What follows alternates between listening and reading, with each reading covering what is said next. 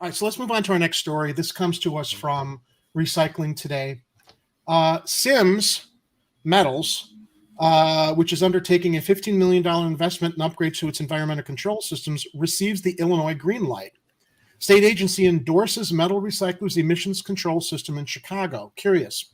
The Sims Metal business unit of Australia-based Sims Limited says the Illinois Environmental Protection Agency has granted its approval to issue a construction permit to the company for a proposed advanced emission control system at its auto shredding plant in the Pilsen neighborhood of Chicago. Interesting, because, you know, there weren't permits given to General Iron before they started construction. At least, you know, Sims is like taking the extra step to try to protect their investment of starting work. They said, we are pleased that after a very thorough due diligence process, that the Illinois Environmental Protection Agency has now endorsed Sims metals plans to enclose our metal shredder at all emissions points and add state-of-the-art advanced emission controls by approving our request for a construction permit, says John Glide, Sims Metal Global Chief Operating Officer. Now, I think the Illinois EPA also granted, I think they reviewed, was it General Iron? I know that the Illinois EPA looked at and approved something that the federal EPA came in and said, no, that approval shouldn't have gone in, because unfortunately the green light that they were given actually wasn't well advised, because they did end up polluting the community. Or did that have to do with the green light that they gave when they had the demolition for that? God, why am I forgetting? Remember when they collapsed that tower during the pandemic and it spread asbestos and dust throughout the community? That was in Pilsen. I'm just forgetting. Oh yeah, that was awful. And it happened. Yeah, it was awful. I mean, and everybody stomped their feet, but I'm bringing up the other tab here. So in response to this, that Sims got the green light from the Illinois EPA, we're hearing from MSN that Pilsen residents say they're not welcome. They demand the city rejects the permit for Sims Metal, cite lack of emissions data. And this always seems to be the heart of what ends up happening. There are these approvals that go through, and it seems like the real data is not in place to properly approve or reject what these companies that are polluting the environments close to residential communities are doing. Elementary school student Apollonia Jackson raised an orange inhaler into the air. This is what keeps me alive, Apollonia 9 said into the microphone at St. Paul Catholic Church in front of hundreds of people seated at the pews before her. Apollonia and 13-year-old Joshua Graves led attendees in chants and calls to action at a public meeting Thursday night to discuss the pollution in Pilsen. Let's tell the city, clean our air, Joshua said, as claps and shouts resounded through the church. Okay, this has been going on for like years now. Oh, yeah. The attention on what's happening in our southwest parts of the city where they relocate or they approve these metal scrappers, these recycling companies. The crowd demanded environmental justice for the southwest side, home to neighborhoods like Pilsen, where an industrial corridor borders the south branch of the Chicago River and residents have endured decades of pollution. The smelting company H. Kramer and Company contaminated the soil with lead, according to the U.S. Environmental Protection Agency. The Fisk power plant emitted high concentrations of carbon dioxide before it was shut down in 2012. Now, another battle wages against Sims Metal Management, which owns a scrap metal recycling facility at 2500 South Paulina Street. There it is in the shadow of downtown. Most recently, the Illinois Environmental Protection Agency granted Sims a construction permit on September 15th to enclose the controversial shredder to reduce emissions from the facility. Meanwhile, Sims is facing ongoing regulatory action from the city, state, and federal government as community opposition to its operation grows. Last week, Sims began U.S. EPA-mandated monitoring of the air around the plant so the federal agency can measure its compliance with the Clean Air Act. Now community members are planning a march to Sims's door. Sims's Metal is a division of Sims Limited. The metal recycler has more than 200 facilities with the operations in more than 15 countries, according to its website. The company had previous alleged environmental violations. In 2014, a Sims Metal facility in California was fined by the U.S. EPA for violating the Clean Water Act and pouring debris into San Francisco Bay. Oh, great. In 2018, The US EPA alleged the Pilsen facility violated air quality laws by emitting fugitive particulate matter. Sims paid a $225,000 civic penalty. High levels of particulate matter can cause respiratory problems. In October of 2021, Illinois Attorney General Kwame Raoul sued Sims for failing to show that it had reduced uncontrollable emissions in Pilsen. Raoul alleged that Sims' emission of volatile organic materials, which are harmful chemical compounds, violated the Illinois Environmental Protection Act. So when the residents of the community are demanding more data, I think that, they have a right to be concerned given these other oversights that led to these violations, polluting their community, polluting their backyards, and causing unhealthy, unsafe, and hazardous conditions for the people living in that community close to this recycler. Sims said in a statement that the construction of emissions controls represent a $15 million investment to be part of the environmental solution to pollution caused by industry. These significant upgrades to our environmental monitoring systems and the planned upgrades to our environmental control systems will allow us to continue being a good neighbor and provide industry-leading recycling services in Chicago, said Rael Hamilton Romeo, global head of corporate communications and marketing for Sims Limited. But at least they sound like they want to try to do something. But they always do. But the proof will be in the testing, right? Yeah. Look at the laundry list from 2014 through 2021. Now, one other thing, Ed, and I'll pass it over to you and Lainie.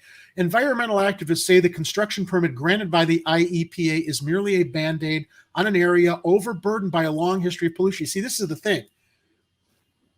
They're doing this now. They're adding to the problem that's already there. I just don't understand why these types of recycling plants and that are causing all these environmental hazards aren't mandated to build or do whatever they're doing far away from residential communities where they're not near schools, they're not near where people live. And there are a lot of open areas throughout the lower part of Illinois and into Indiana along the southern shore of Lake Michigan that are unpopulated. We saw a lot of our steel mills and stuff. That this is so close to a residential community is really what is the cause for alarm, clearly, as these other things have happened. Some said they feel it represents a state agency giving the facility a green light to continue operating, while many in the community are campaigning for the opposite. They're not welcome in our community, said Reverend Emma Lozano, pastor of the Lincoln United Methodist Church, said at Thursday's meeting. Pursuing this construction permit was part of the interim order Sims entered into after the lawsuit brought by Raoul. The construction permit allows Sims to install equipment to reduce emissions. According to Sims' application filed to the EPA, the controls added to the shredder will significantly reduce emissions of particulate matter and volatile organic material. Will they, though? I mean, is this another case of where, they're making overtures and we're just going to rubber stamp it until suddenly people come forward and say, hey, look, the problem's still here, at which point then, they've got a bigger problem on their hands. And also the whole phrasing here is it will reduce emissions, meaning there still will be emissions. Thank you, Ed. Now, the application did not outline a plan for measuring pollution in the community. There was no mention of noise or odor controls. The new equipment will bring emissions of nitrogen oxides and carbon monoxide. After approving the construction permit, the Illinois EPA hosted a public meeting earlier this month to address residents' concerns and released a response statement explaining why the permit was issued. Importantly, the Illinois EPA does not have authority to review over land use and zoning decisions. For land use decisions within the boundaries of the city of Chicago, this authority resides within the city, the IEPA stated in the document. I just think that there's probably some pay for play maybe here. That's just my suspicion, allegedly. But yeah, now they're passing the buck to Chicago, which, passing the buck to Chicago where, someone's off in Mexico trying to court business to bring back.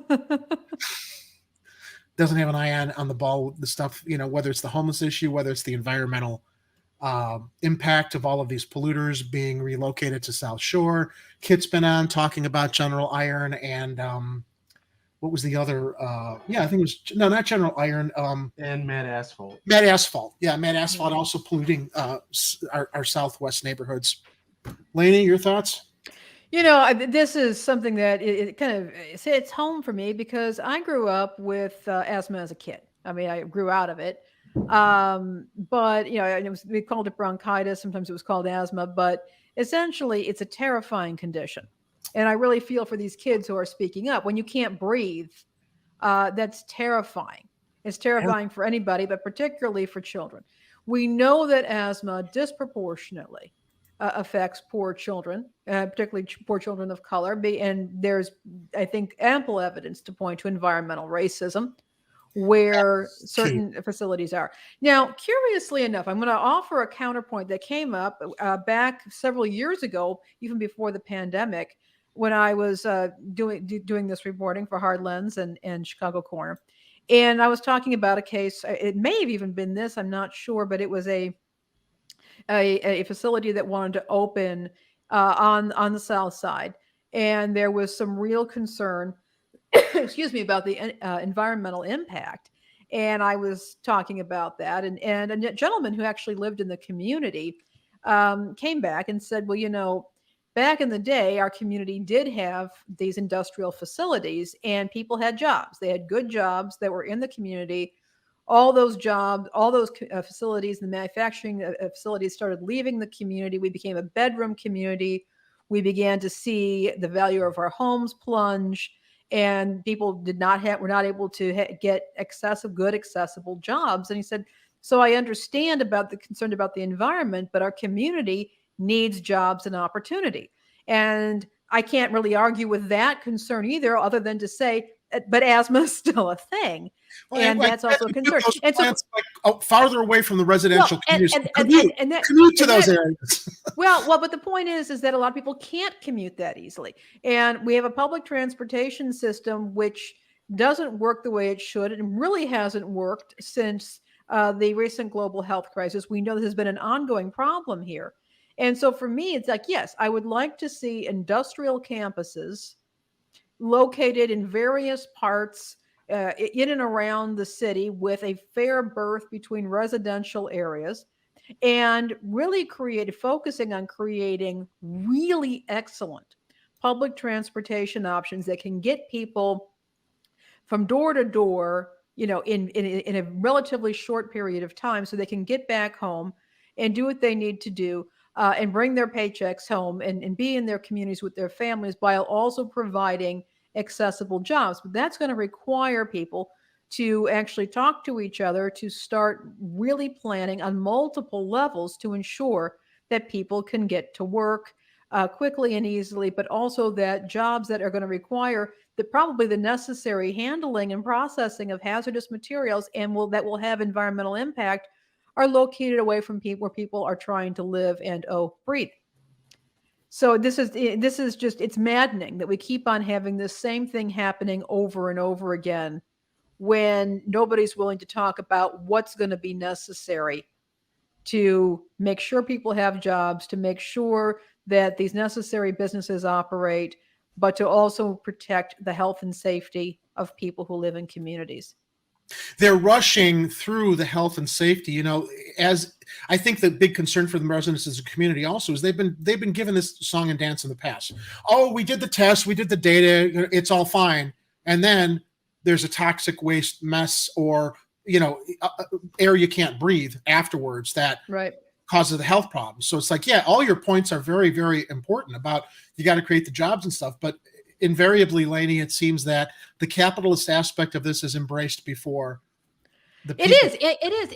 I think that this is not something that's insurmountable. This is something where it requires planning.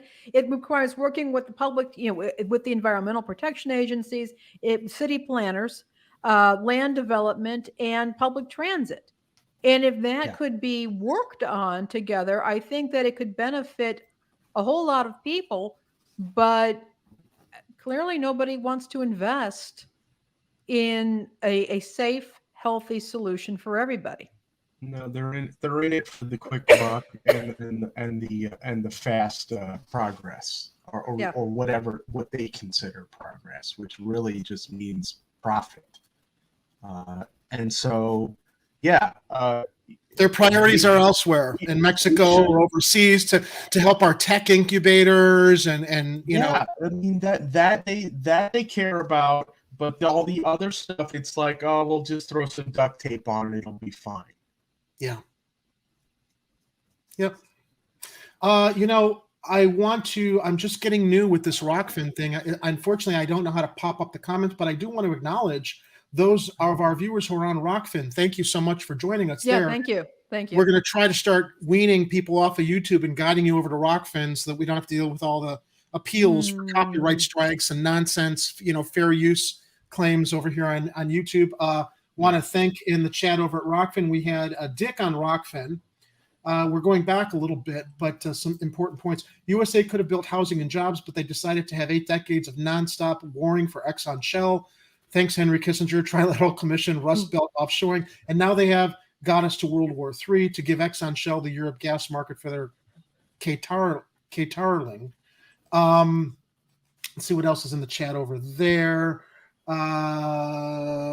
Miguel H is also over there. So thank you, guys. And remember, you want to support the show, you can tip us over on Rockfin, and we get a little bit more than the super chats here on YouTube. So that's another reason we're hoping to guide more people over to our Rockfin to help support the show.